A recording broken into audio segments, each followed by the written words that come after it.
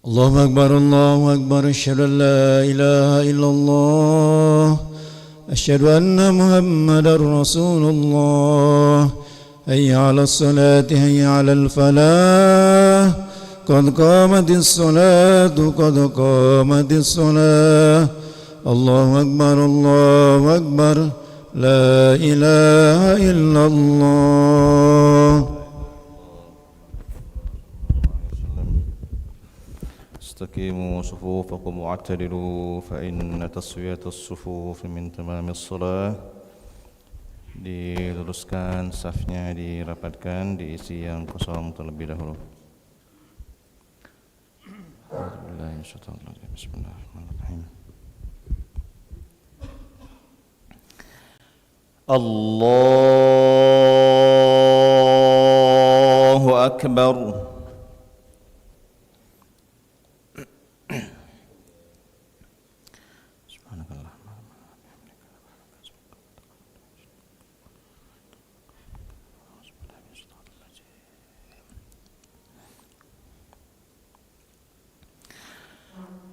بسم الله الرحمن الرحيم الحمد لله رب العالمين الرحمن الرحيم مالك يوم الدين إياك نعبد وإياك نستعين اهدنا الصراط المستقيم صراط الذين أنعمت عليهم غير المغضوب عليهم ولا الضالين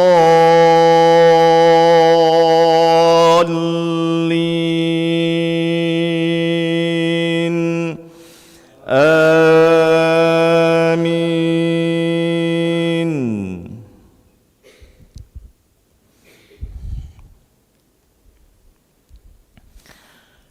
بسم الله الرحمن الرحيم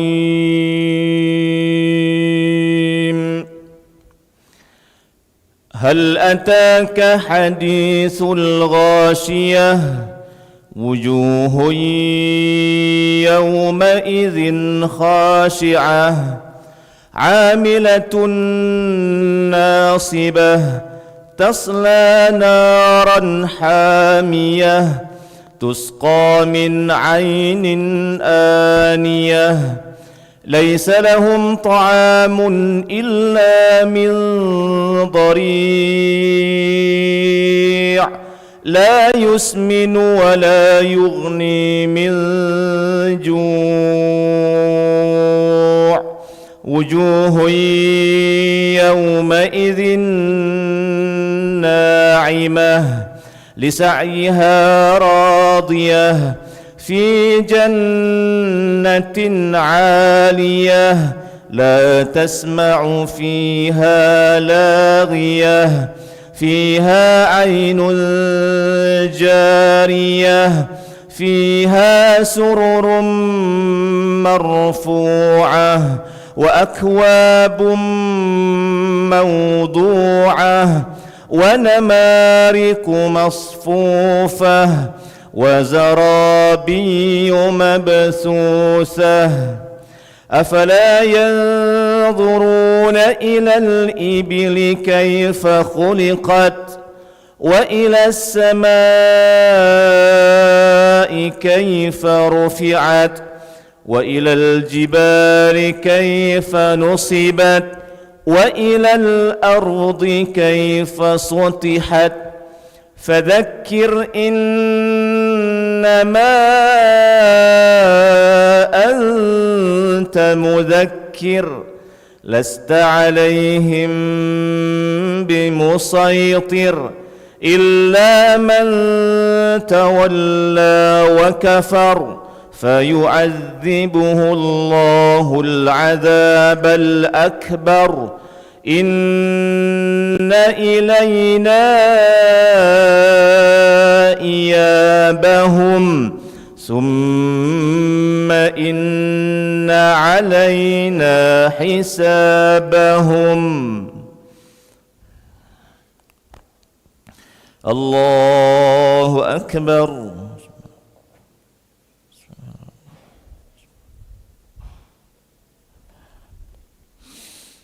سمع الله لمن حمده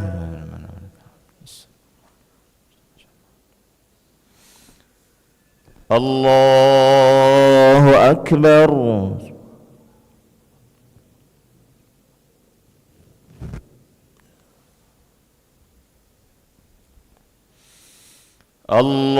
الله أكبر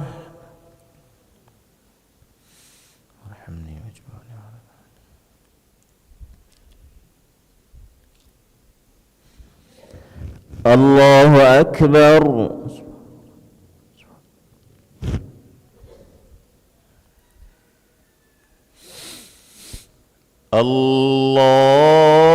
الله أكبر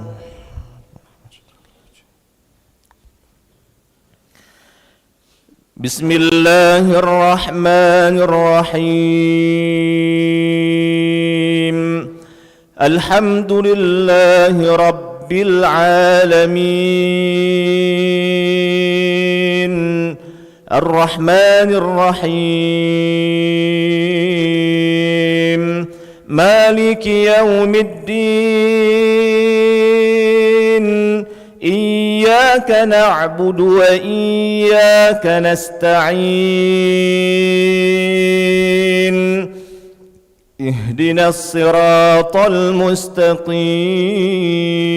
المستقيم صراط الذين أنعمت عليهم غير المغضوب عليهم ولا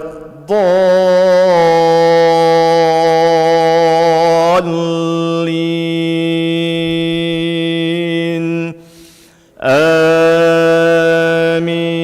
آمين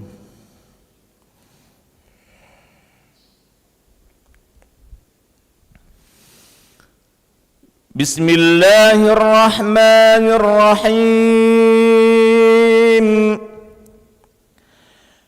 القارعة ما القارعة وما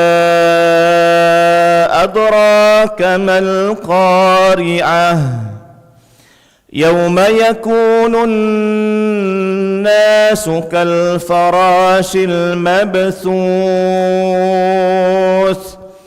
وتكون الجبال كالإهن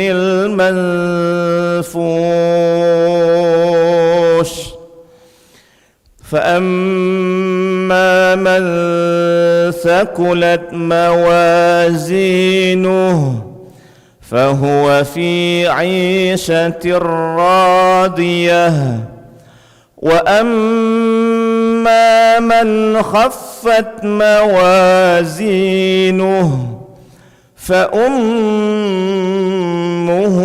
هاوية وما أدراك ما هي نار حامية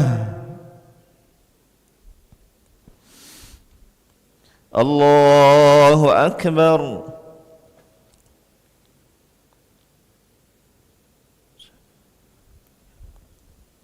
سمع الله لمن حمده